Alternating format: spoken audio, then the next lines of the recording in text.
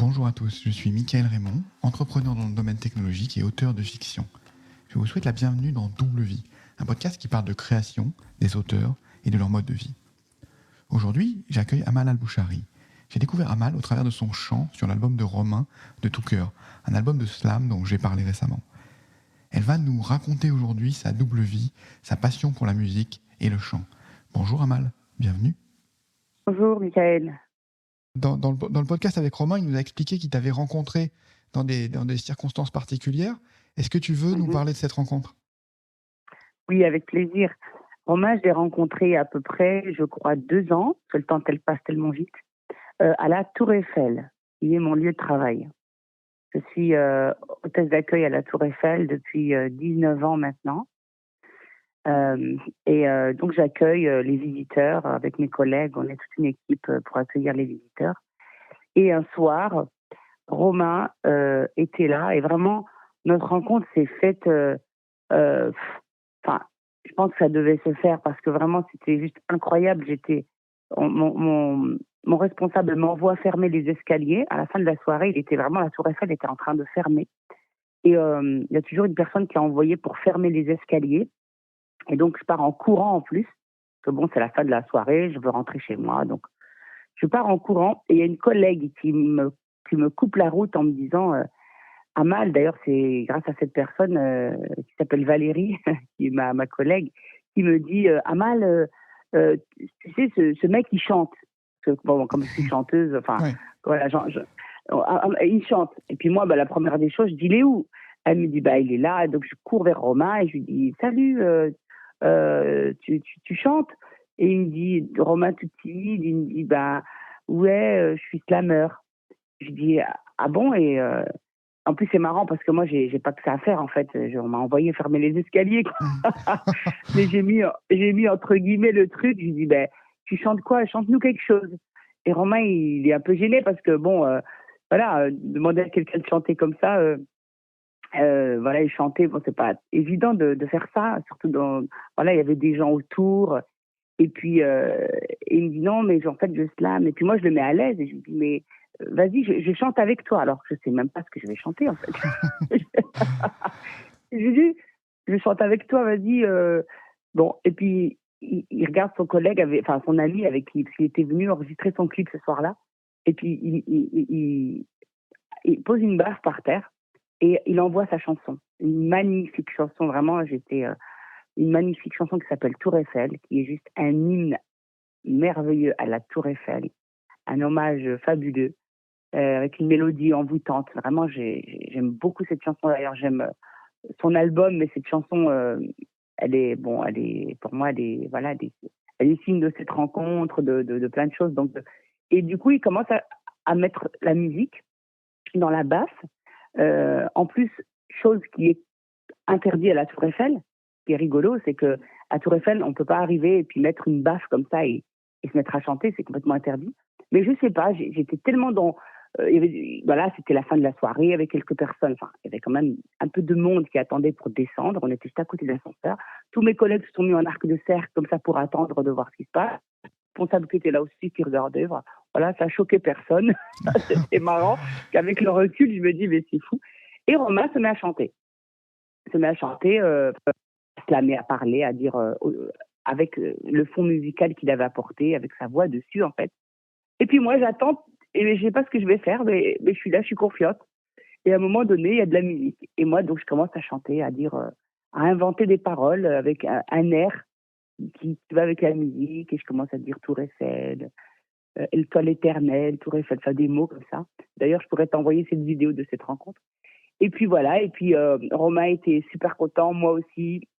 On s'est pris dans les bras, et puis on s'est échangé nos coordonnées, et puis je lui dis, je lui ai proposé en lui disant si un jour, parce qu'il m'a dit qu'il allait sortir un album. Du coup, je lui ai dit, si un jour tu as besoin de voix féminine, je suis là avec grand, grand plaisir. Il m'a dit, écoute, avec plaisir, et ça s'est fait. C'est-à-dire, ça a pris 1 an, parce que bon, lui, il était dans la préparation de son album. Du coup, un jour, il m'a invité chez lui. Je suis partie, et puis on a enregistré. On a enregistré dans le studio chez Dominique, le pianiste, son ami. On a enregistré mes voix sur à peu près, je crois, après sur 5 chansons. j'ai posé des voix sur ces chansons et j'en suis très, très, très, très heureuse quoi, d'avoir partagé cet album avec lui. Ouais, j'ai entendu, ouais, j'ai écouté l'album et c'est vrai qu'il est voilà, il y a un caractère, il y a une ambiance, je crois que tu es sur le morceau Baraka aussi, qui est un Ouais, morceau, sur Baraka. Et puis on a fait un live sur Facebook il n'y a pas très longtemps. C'était début juillet avec justement Ahmed qui est dans le désert, avec qui on a partagé. Et ce qui est marrant, c'est que Ahmed me connaît puisque comme j'ai participé à cette émission marocaine ah en oui, 2010, qui à peu près équivaut à The Voice. Donc c'est très regardé. Et du coup, il me connaissait, donc il était super content que je sois là, quoi. Il m'a dit oui, je t'ai suivi, etc. Et puis on était en live Facebook. C'était super. C'est une veillée. C'est encore un moment superbe, quoi. C'est superbe. magnifique expérience. L'histoire est incroyable, hein, mais alors j'avoue que j'ai regardé voilà ta vidéo où tu présentes, tu as une conférence, je crois, et puis tu présentes voilà ce que tu fais, tu chantes en même temps. Tu as une aisance qui est assez envoûtante en fait. Ah, ah oui, Bordeaux, à Bordeaux, À Bordeaux, c'est ça. avec regard croisé, oui. Regard croisé, voilà. Et donc Mm. cette vidéo est assez envoûtante parce que tu as une présence, voilà, tu as travaillé et puis tu sembles très à l'aise. Et j'avoue, alors tu parles de ton métier sur la Tour Eiffel et du chant, et j'avoue que j'ai été extrêmement ému par certaines vidéos que tu diffuses, notamment quand tu chantes avec, avec des personnes qui étaient dans l'ascenseur, des Indiens, où tu expliques que tu as appris à chanter en plusieurs langues. Comment est-ce que tu parles plusieurs langues ou est-ce que voilà, tu connais des paroles de chansons? Alors, couramment, je parle l'anglais, l'espagnol et le marocain. Que ma langue maternelle, c'est le français et le marocain du coup, parce que je suis née de parents marocains. Et donc je parle couramment, oui, l'espagnol, parce que j'ai vécu aux Canaries pendant une année, 2 ans même. Je suis partie vivre là-bas pour ça. J'ai d'ailleurs posé un congé sabbatique de 2 ans pour pouvoir partir là-bas et apprendre la langue. D'accord. Enfin, ceci dit, en 7 mois, je parlais couramment l'espagnol. Parce que, Mmh. bon, je crois avoir une facilité avec les langues. Et le reste des chansons que je chante, c'est-à-dire chante, comme je disais, hein, c'est pas des blagues, hein, macédonien, serbe, hébreu, russe, japonais, indien, turc, j'en oublie. Tout ça, je ne les parle pas. J'ai des petites notions grâce à mon travail, parce qu'à la Tour Eiffel, à force de rencontrer des visiteurs, bon, on sait comment on dit quelques mots en relation avec la Tour Eiffel, avec ce dont on a besoin à la Tour Eiffel, mais je ne parle pas couramment ces langues-là. Par contre, on va dire, je peux dire même, c'est c'est inné chez moi en fait. J'ai j'ai j'ai le don de la prononciation correcte, on va dire. C'est-à-dire que je peux te chanter une chanson en russe. Tu vas penser que je parle russe parce que je prononce parfaitement. Alors ça, ce ne sont pas mes mots.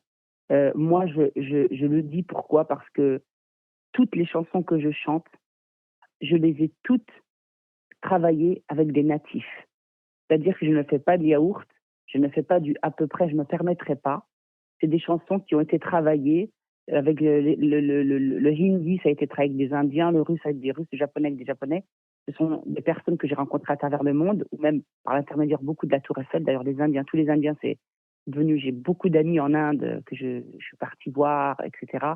Euh, et, et, et donc, je m'assois avec ces personnes, c'est-à-dire que j'ai besoin de m'asseoir avec ces personnes et de regarder leur bouche, où ils placent la langue, etc. J'ai besoin qu'ils me répètent 2 ou 3 fois le mot et que, ok, je le répète, après, je chante la chanson entièrement et j'ai besoin d'être validée par ces personnes. Et puis des fois, je leur dis, mais vous êtes sûr Et ils me disent, non, c'est parfait, Amal, c'est parfait. Je dis, mais comment? Il n'y a pas un mot que je dis mal. Non, c'est parfait. Ils me disent, c'est juste incroyable comment tu fais. Alors, il y a ma copine indienne, la dernière fois, qui me disait, mais quand tu chantes en indien, tu mets tellement d'émotion qu'on a l'impression que tu sais ce que tu dis, quoi. Il dit, mais en fait, je sais pas ce que je dis dans le sens où je sais pas à quel mot correspond quelle traduction. Enfin, si, certains oui. Mais en gros, je peux pas te dire où est le verbe, où est le sujet, où est le exactement. Par contre, je sais que la chanson va parler d'une chanson d'amour, d'une femme qui a été, je ne sais pas moi, abandonnée, ou de quelqu'un qui demande, bien évidemment, comme la chanson russe. Je chante une chanson russe très connue où je sais que, par exemple, c'est un artiste peintre qui a tout vendu pour suivre une actrice. Il était amoureux d'une actrice et il lui a acheté 1 million de roses. Voilà. Après, je sais quelques mots dans la phrase, mais voilà, je connais pas la structure grammaticale. Pour moi, il faudrait que j'aille passer 6 mois en Russie pour pouvoir parler couramment le russe. Voilà. Et mes choix de chansons sont par, par mes, rencontres. Et puis ben, en sortant sur Internet, et puis en rentrant. En fait, je suis touchée par la mélodie d'abord. En fait, mes choix de chansons, c'est la mélodie. Il y a un truc qui se passe avec la chanson. Puis après, bien évidemment, je veux voir de quoi elle parle, etc. Et après, quand je décide de la travailler, ben, je fais appel à mes amis qui m'aident pour la prononciation et qui me valident ma prononciation, quoi. Donc on a l'impression que tu as une oreille voilà, particulière qui fait que tu arrives à reproduire. Alors tu reproduis la mélodie, mais tu reproduis aussi voilà, la diction. Donc Après, ça doit beaucoup venir de mes origines marocaines, bien évidemment, parce que quand on parle arabe, on prononce tous les sons. Donc, il n'y a aucun son qui me pose problème. C'est-à-dire, je peux les ra, les ra, les rouler, j'ai pas de problème. Donc, il suffit qu'on me donne un mot en russe, on me dit le mot, je vais dire zakrit. Zakrit, ça veut dire fermé. Il n'y a pas de prononcer à prononcer le Z, le K, le R, le I. Enfin, du coup, je vais dire zakrit et en m'entendant, on va dire, tu l'as super bien prononcé. Mais voilà, sauf que toutes ces lettres sont dans l'arabe. Donc, je pense que c'est ça aussi qui m'aide beaucoup. Quand tu parlais dans cette conférence, tu vois, de la connexion que tu as avec les gens, en expliquant pourquoi tu aimes ce métier à la Tour Eiffel, ça se ressent dans cette vidéo, tu vois. Les gens partagent l'ascenseur, ils partagent la musique avec toi, et voilà, tout le monde chante ensemble. C'est vraiment très, très, très, très émouvant. Oui, c'est spontané, quoi. C'est tellement merveilleux, moi, ce travail. C'est vraiment, voilà, je voyage tous les jours, quoi. Bon, là, après le confinement, après la fermeture des frontières, etc., il nous manque, d'ailleurs, on se le dit entre collègues, il nous manque nos Indiens, il nous manque, c'est pas que les Indiens, mais c'est vrai que bon, là, on est content aussi, hein, on a 70% de clientèle française, donc ça fait aussi plaisir de revoir que les Français reviennent, enfin, ou sont plus nombreux, parce que ils peuvent, voilà, certains beaucoup ont décidé de rester en France. Et ça m'empêche pas de chanter aussi pour eux. Et d'ailleurs, j'ai voulu garder un souvenir de chanter avec le masque, et je l'ai fait. Je me suis dit, absolument que je garde un souvenir avec nos masques. Donc j'ai fait une vidéo avec tout le monde masqué dans l'ascenseur et moi qui chante La vie en rose. Et voilà, et je voulais garder un petit souvenir avant qu'on enlève ce masque, quoi. Enfin, on n'est pas près de l'enlever parce que là, ça ne fait que commencer, mais quand même. Tu as mêlé tes deux vies, tu vois, le chant, l'accueil, la connexion avec les touristes, c'est mêlé dans ton quotidien, en fait, parce que tu chantes dans l'ascenseur avec les personnes. Et c'est pas. Parfois, il y a des gens qui cachent, tu vois, qui n'osent pas dire qu'ils font du chant ou qu'ils font de l'écriture à leurs collègues. Toi, j'ai l'impression que tu es reconnu pour ça parmi tes collègues et que ça fait partie de ton métier presque d'animatrice, en fait. C'est vrai, comment dirais-je, c'est pas prémédité, c'est pas, voilà, ça vient quand ça vient en fait. C'est vrai que ça fait partie de moi. C'est vrai que voilà, c'est moi quoi. En fait, je suis, comme on dit à la ville, comme à la Seine, comme à la Tour. Voilà, je suis une personne. Je sais pas en fait me déguiser. Ou faire voir d'autres facettes, une facette différente de moi en fonction du public à qui j'ai affaire. C'est-à-dire, voilà, je suis comme ça et point. Je peux être devant un président, je peux être devant un chef d'État, je peux être devant une voisine, je peux être devant mon directeur, mes collègues. Je suis moi, en fait. Tout simplement, comme dirait la chanson. Et voilà, je sais pas faire autrement. Et du coup, quand je chante, je chante parce que le moment me mène à chanter. Et puis ce partage avec les gens, c'est juste c'est juste magnifique. Et de savoir tout ce que j'ai vécu par l'intermédiaire de cette tour, c'est juste fou. Ouais, ça fait D'avoir- des histoires incroyables. Et Ouais, on complètement. sent, tu vois, dans cette présentation regard croisé, là, on sent ta sincérité, en fait. On sent que, voilà, c'est ancré en toi. Et quand tu expliques, par exemple, ta rencontre avec Gloria Gaynor, on sent qu'il n'y a rien qui est calculé et que, voilà, ça te faisait tellement plaisir. Mais carrément. Et il y a une partie, parce que bon, tu sais, j'étais sur scène pendant 17 minutes. Enfin, même pas. Oui, 17 minutes. Avec les vidéos, je vais pas parler 17 minutes, mais j'ai pas raconté la suite de Gloria Gaynor. Je vais te la raconter en exclusivité. Euh, ça s'est pas fini là. Il s'est passé un truc complètement fou, fou, fou. C'est-à-dire, l'histoire de Gloria Gaynor, je vais pas te dire que j'y pense tous les jours, mais parce que je suis en contact avec elle, hein, sur WhatsApp, c'est complètement hallucinant. Je parle avec elle. On s'envoie des messages de temps en temps. Et en fait, Gloria Gaynor, quand elle est partie de la Tour Eiffel en 2015, eh bien, sa manager à l'époque, Stéphanie, il m'a laissé sa carte en disant si un jour tu viens à New York, appelle-nous. Je dis waouh, super, un jour j'irai boire un café avec Gloria Gaynor à New York. Bon.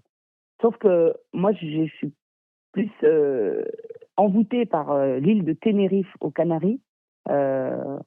À laquelle je vais beaucoup depuis mon retour de mon congé sabbatique de 2 ans. J'ai vécu aussi des choses extraordinaires là-bas. Du coup, à chaque fois que j'ai des vacances, je vais là-bas. Et en 2017, 2 ans plus tard, je suis là-bas. Je suis sur l'autoroute en train de conduire. Et là, je vois un poster énorme avec Gloria Gaynor qui tient un micro. Rien que de le dire, j'ai la chair de poule. Rien que de raconter cette histoire, j'y crois toujours pas. Et là, je vois Gloria Gaynor qui va se produire à Tenerife. Je me dis, mais comment c'est possible? Une telle coïncidence? Ah, mais c'est pas une coïncidence, c'est pas possible. Elle partait de Washington pour faire le tour de l'Europe et de faire un tour mondial et de faire une tournée qu'elle continue à chanter. Et elle passe par Tenerife, quoi, une petite île jetée en plein milieu de l'océan, de l'océan Atlantique. Mais pourquoi? Enfin, eh ben, j'ai pas réfléchi. Enfin, j'ai réfléchi, si, j'ai réfléchi, mais très vite. J'ai tout simplement envoyé un WhatsApp, je me suis filmée, je me suis arrêtée en plein milieu. La première station-service que j'ai trouvée sur l'autoroute, je me suis arrêtée dans ma voiture. J'ai fait une vidéo à Stéphanie et je lui ai demandé tout simplement de monter sur scène avec Gloria Gaynor et chanter I Will Survive. Mon souhait était simple, c'était simple. Elle me dit oui, elle me dit non, mais je ne pouvais pas ne pas demander ça. C'est-à-dire que c'est pas possible pour moi. Sauf que Gloria Gaynor venait un mois plus tard, après mon départ. Et moi, j'étais censée travailler. Et du coup, je me suis organisée pour pouvoir le faire. Mais avant tout ça, il fallait qu'elle me dise oui ou non. Eh bien, elle m'a répondu en me disant qu'il n'y avait aucun problème, que le seul problème, ce serait l'assurance aux Canaries. Et j'ai trouvé ça tellement dérisoire, je me suis dit, ah, c'est tout? C'est que ça? Et je dis, quelle assurance? Je dis, bon, ok, on va mettre ça de côté, on verra plus tard. Je dis, mais si je peux me libérer, elle m'a dit oui. Je dis, ok, chose de faite. J'arrive à me libérer avec mon travail. Je prends un vol pour les Canaries, 5 jours. Je pars le 24 mai 2017, je monte sur scène le 26 mai 2017 et je rentre à Paris le 28 mai 2017 pour reprendre mon travail, le travail le 29 mai 2017. Non, mais et cette vidéo est aussi sur Internet. Ok. Et je suis montée sur scène avec elle et j'ai chanté I Will Survive en espagnol. Je voulais absolument la faire en espagnol parce que j'ai découvert qu'elle avait une traduction d'I Will Survive juste extraordinaire, qui est exactement le sens de la chanson. Elle l'avait chantée en 1980, je ne savais même pas. Et j'ai repris les paroles, je les ai apprises en 4 jours, une fois sur place là-bas. Et j'ai chanté, après, le lendemain, on a passé toute la journée ensemble. Elle avait un concert à Gran Canaria, une île à côté qui a été annulée. Elle était tout heureuse de me dire, oh là là, Amal, on n'a rien à faire aujourd'hui. Tu veux bien nous ramener au TID, qui est le volcan D'ailleurs, je te conseille cet endroit, c'est magnifique. Si tu connais pas, ça s'appelle Las Cañadas. C'est le parc de Las Cañadas à Tenerife. Il y a un volcan qui culmine, c'est le plus haut d'Espagne, qui culmine à 3718 mètres d'altitude. On a l'impression d'être dans la Lune. Ok. C'est à des kilomètres à la ronde de lave. Hmm. Et du coup, je suis partie avec Gloria Gaynor et sa choriste, sa trompettiste et sa manager dans ma voiture. Il n'y avait pas de garde du corps, il n'y avait rien de tout ça. On est partis toutes les 5, passer toute une journée ensemble à chanter, et à visiter l'île. Voilà. Et ensuite, je suis rentrée à Paris, des étoiles dans les yeux, quoi. Ouais, c'est fou, c'est fou.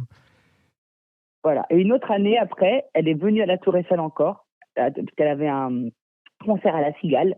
Et je l'ai invitée avec toute son équipe. On est remonté à la Tour Eiffel.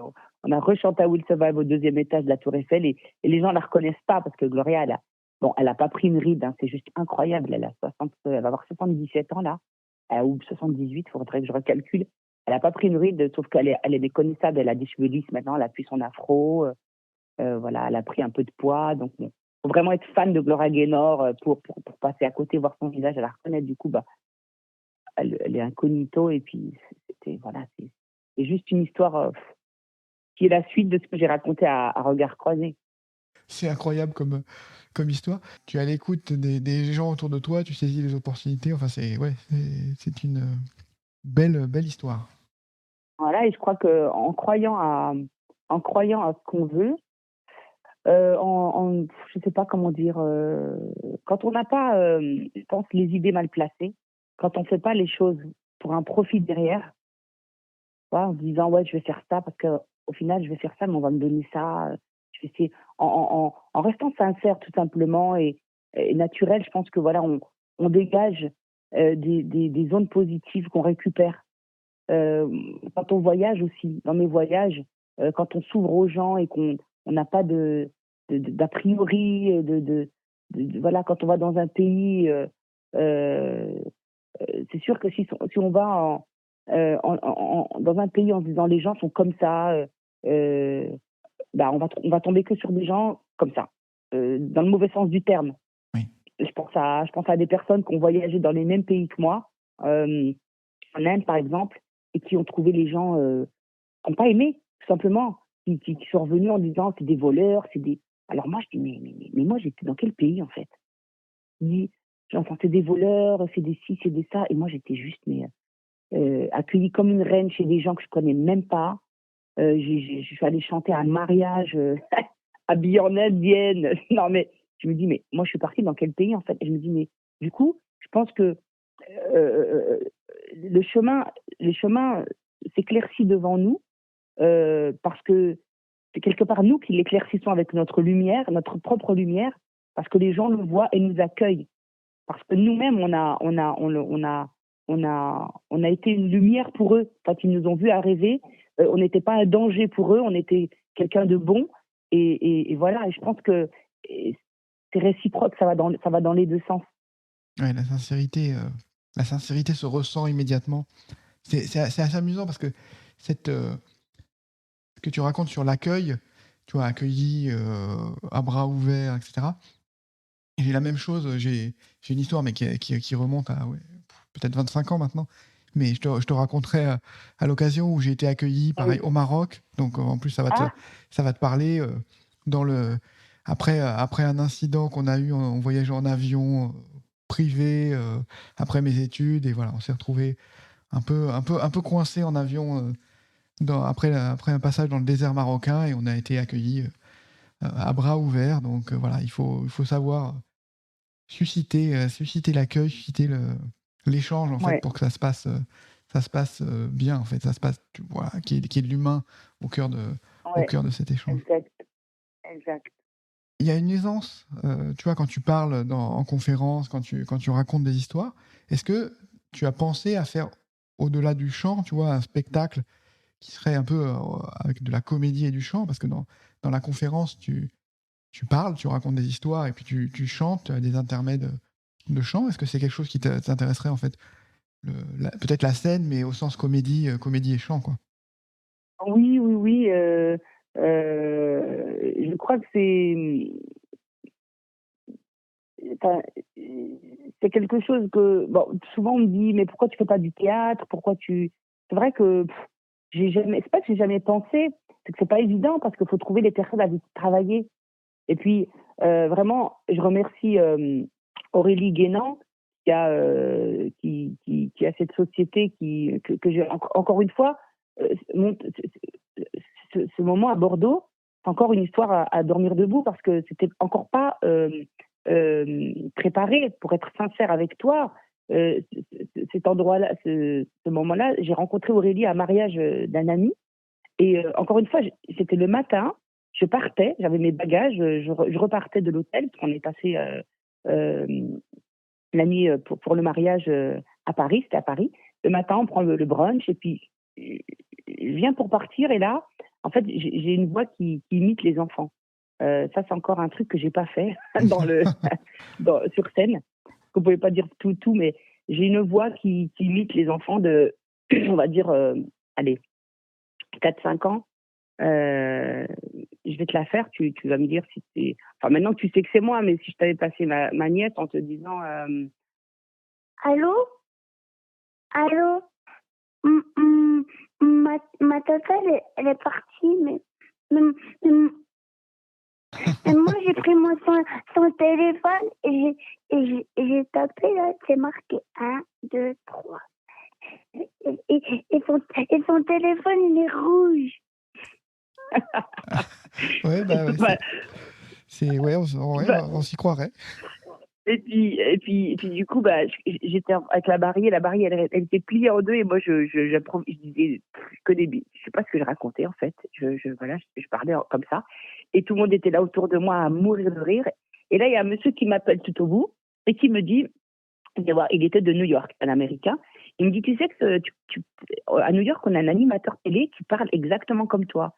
Et puis moi, j'ai entendu New York, j'ai enquillé sur Gloria Gaynor. Je dis, oh, t'es de New York? Je connais Gloria Gaynor, et du elle est de New York. Bon, bref. Et là, c'est là que je commence à dire que je l'ai rencontrée à Tour Eiffel. Et là, je commence à parler à dire que je chante dans les ascenseurs. Et là, il y a une dame à côté, qui est Aurélie, qui me regarde comme si j'étais une extraterrestre. Elle dit, mais attends, tu chantes dans les ascenseurs. Mais c'est ton travail? Je dis, non, mais c'est pas mon travail, mais et elle a trouvé ça superbe. Elle a trouvé ça superbe. Et comme elle préparait justement ce spectacle, en fait, c'est un événement qui est attendu à Bordeaux très impatiemment par les gens de la région. Et chaque année, il y a un thème. Et ce thème, c'était le nouveau départ. Et donc, on était plusieurs personnes sur scène, et dont moi, qui parlais de mon nouveau départ. Et en fait, mon nouveau départ, c'était très comique, parce que mon nouveau départ à moi, comme tu as pu le voir à la fin de la vidéo, c'était toutes les 3 minutes dans un ascenseur. Contrairement à toutes ces personnes, en fait, qui changent de vie, en fait, le nouveau départ dans la vie. Et du coup, j'étais invitée par Aurélie pour faire ça. Et pour moi, c'était super parce que c'était la première fois, c'était un exercice que j'avais jamais fait. Parce que moi, monter sur scène, je connais, chanter, je connais. Voilà, je suis plutôt monter sur scène pour chanter. Mais là, faire ce que j'ai fait là, c'était un exercice qui était tout nouveau pour moi, et j'ai vraiment adoré, en fait. Oui, bah c'est bien, très bien passé. On voit vraiment la sincérité, et ça m'a impressionné, en fait. Ouais, et puis après, bon, on va essayer de voir si on peut faire la même chose en format plus allongé. On y pense. On y pense. Ça me plairait bien. Après, voilà, faut trouver Oui, l'occasion. voilà, l'occasion, puis un metteur en scène. Enfin, il y a beaucoup de choses. Hein, c'est comme quand on me dit, mais parce que le chant, c'est pareil, j'en fais pas mon métier. Mais dans le milieu de la chanson, c'est aussi c'est pas facile de nos jours. Et puis il faut trouver plein de monde. Il y a le parolier, parce que moi j'écris pas mes chansons. Je participe à l'écriture, mais toute seule écrire, c'est pas mon talent. Je veux dire, je suis pas, voilà, ça me viendrait pas aussi bien que chanter du russe, par exemple. Donc voilà, ce serait plus compliqué pour moi d'écrire en français que de chanter russe. Enfin, tu vois le truc. Ouais, je vois.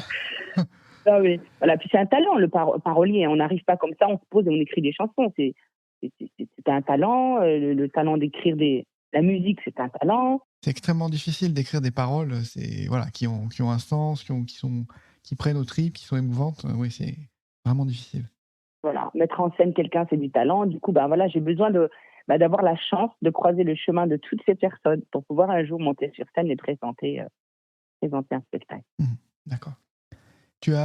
On parle de chant, de musique. Est-ce que toi, tu joues d'instruments Alors non, j'ai un piano à la maison depuis pas longtemps. J'ai envie de me mettre au piano, mais j'ai toujours pas trouvé le bon prof. Avec le confinement, parce que c'était le début du confinement, puis après le confinement, voilà, j'ai regardé un peu sur Internet, etc. Mais je suis vraiment j'aime beaucoup le piano. Donc je vais m'y mettre tout doucement, mais je ne joue j'ai jamais joué d'aucun instrument. Donc le chant, c'est vraiment c'est un moyen d'expression. Voilà, c'est naturel pour toi, non? C'est ça Non seulement c'est naturel, mais en plus c'est inné. Je n'ai jamais pris de cours de chant. Oui, ok. J'en ai pris pour un peu comment dirais-je, m'améliorer pour la respiration. Donc j'ai vu des profs de chant, mais la base, voilà, c'est venu Ouais, tu as ça en dans mon toi. placenta. Ouais, tu as ça en toi. Ça vibre en toi, quoi.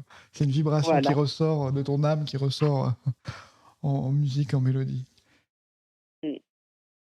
On a échangé tout à l'heure avant le podcast sur le morceau Tout simplement que je ferai écouter en fin de podcast. C'est un morceau. Est-ce que toi, c'est un projet, tu aimerais sortir ton propre album un jour? Est-ce que c'est le début de ce chemin, ou c'est déjà juste une rencontre et puis tu sais pas trop où ça va te mener? C'est-à-dire que c'est une rencontre qui a eu avec David, qui a eu déjà depuis pas mal d'années. Et en fait, il y a toujours des choses qui entravent la vie quotidienne des gens. Lui, il a son métier, moi j'ai mon métier. C'est très difficile de trouver, très difficile. En vérité, quand on veut, on peut. Quand on y met les moyens, je pense qu'on peut. Sauf que moi, je me laisse emporter par le tourbillon de la vie, comme plein de monde. Et puis, je suis, comment dirais-je, bien dans ma vie. Du coup, j'ai pas moi, le chant, de toute façon, je le chante au quotidien. Puis de par mon métier, voilà, et puis je monte sur scène de temps en temps, puis je participe à des castings à droite à gauche, et puis je me produis à droite à gauche, même si je n'en vis pas. Du coup, j'ai pas ce manque de chanter. Mais quand même, j'aimerais bien, effectivement, comme tu as dit, faire un album et trouver peut-être ma couleur, parce que en fait, moi, tu vois, je chante un peu de tout, je pars un petit peu dans tous les sens. Ce serait peut-être bien d'un jour de se recentrer et de se dire, voilà, qu'est-ce que moi j'aimerais vraiment chanter? Parce que reprendre des chansons, c'est bien, mais quelle est ma couleur? Donc il y a cette chanson de David, plus une autre que David aussi m'a composée, et puis que d'autres personnes aussi m'ont composée il y a très longtemps. J'avais même fait un album avec une personne qui n'est jamais sortie. C'était un petit peu couleur orientale. Voilà, j'ai jamais, comment dirais-je, sorti un album. Mais c'est en projet avec David, justement. Je l'ai recontacté récemment. Et puis, on s'est dit, c'est marrant que tu m'appelles aujourd'hui parce que c'est tout nouveau, ça. C'est quoi, pendant le confinement, j'ai rappelé en disant, mais zut, le temps passe trop vite. Il faut que, ça fait 7 ans déjà. On a essayé de calculer quand est-ce qu'on s'est vu, quand est-ce que tout simplement été faite. Elle a été, elle a été faite il y a peut-être 7 ans, cette chanson. C'était en 2013, Oui. à mon retour donc tu vois, le temps passe trop vite et je me suis dit, bon, et là, je compte revoir David très bientôt pour qu'on s'assoie et qu'on commence à travailler tout doucement, tu vois. Donc c'est marrant que tu me poses la question maintenant, mais oui, j'aimerais bien, c'est un projet. Il faut trouver le temps, il faut trouver, voilà. Ouais, en tout cas, ce morceau met vraiment en valeur ta voix, parce que voilà, dans les timbres, voilà, ta voix ressort particulièrement sur ce morceau, je trouve, personnellement. C'est super que tu l'aies choisi. C'est vraiment parce que moi, tu sais, cette chanson, je l'aime beaucoup et j'ai décidé de la présenter à un concours de chant en mars. Après le confinement, ça s'est pas fait et je me suis dit, j'en ai marre que cette chanson reste dans un tiroir parce que je la trouve aussi très belle, et sachant que c'est qu'une maquette. C'est qu'une maquette. Il y a juste la guitare de David et c'est tout. Alors, tu vois, si on l'orchestrait, si on trouvait d'autres instruments, Et puis même, elle est un peu courte, je la trouve un peu courte, donc il faudrait peut-être rajouter une strophe, etc. Donc on en parle avec David et je dis vraiment, c'est un style qui, ouais, c'est un début de moi, c'est un début d'Amal, c'est un début de quelque chose dans quoi j'irai, quoi. Ouais, je sens que ça te correspond. Enfin voilà, la vibration est là et voilà, le morceau a bien résonné en moi. Donc c'était assez, Écoute, assez fort. tu me motives pour aller dans ce sens. Du coup, je me dis que mon intuition était bonne, quoi. Oui, l'intuition est bonne et je pense qu'il y a un potentiel assez incroyable. Pour terminer, avant de passer le morceau, comment on fait si on veut faire un petit tour d'ascenseur avec toi? Il y a un moyen de tomber sur toi dans l'ascenseur? Alors, on peut y aller comme ça et puis avoir comme la coïncidence avec Laura Gaynor et puis dire waouh, me trouver. Ou alors, il faudrait m'appeler et puis je te dis exactement quand je travaille et puis tu viendras à ce moment-là. D'accord, écoute. Et là, je te ferai une petite chanson dans l'ascenseur avec grand plaisir. Écoute, avec grand plaisir, je t'appellerai, je te préviendrai. Et ça fait très longtemps que je ne suis pas monté à la Tour Eiffel, donc ce serait ça sera l'occasion. Une bonne occasion. Là, c'est masque oblige. Oui. Donc voilà, mais peut-être que dans le futur, on pourra enlever nos masques et revenir à la normale. Mais oui, avec plaisir. J'espère qu'on pourra revenir à la normale. À la Tour Eiffel. Voilà, ouais. bonne occasion de se croiser dans l'ascenseur sur la Tour Eiffel. Merci beaucoup, Amal. Je vais partager tous les liens vers les vidéos dans le descriptif du podcast. Et puis, je vais laisser les auditeurs avec le morceau, avec ta voix, tout simplement. Merci beaucoup, merci infiniment pour ton temps. C'était un plaisir. Impulsive, je démarre au quart de tour. Explosive, mon sang ne fait qu'un tour. Émotive, je me livre sans détour. Agressive, quand il le faut, c'est ma ligne défensive. C'est ma ligne défensive. Tranquille comme le calme avant la tempête. Volatile, mon humeur ne tient qu'à un fil. Susceptible quand on tire la corde sensible. Irascible comme un soldat sur le qui-vive. Comme un soldat sur le qui-vive. Sans faux semblant, je suis comme je suis. Tout simplement, je suis comme je suis.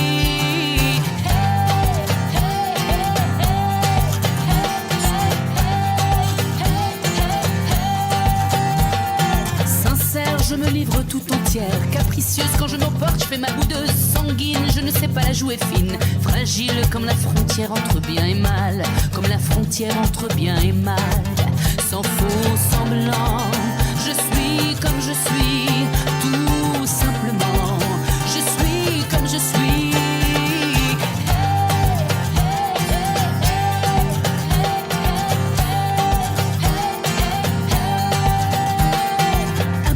Je démarre au quart de tour. Explosive, mon sang ne fait qu'un tour. Émotive, je me livre sans détour. Agressive, quand il le faut, c'est ma ligne défensive. C'est ma ligne défensive. Sans faux semblant.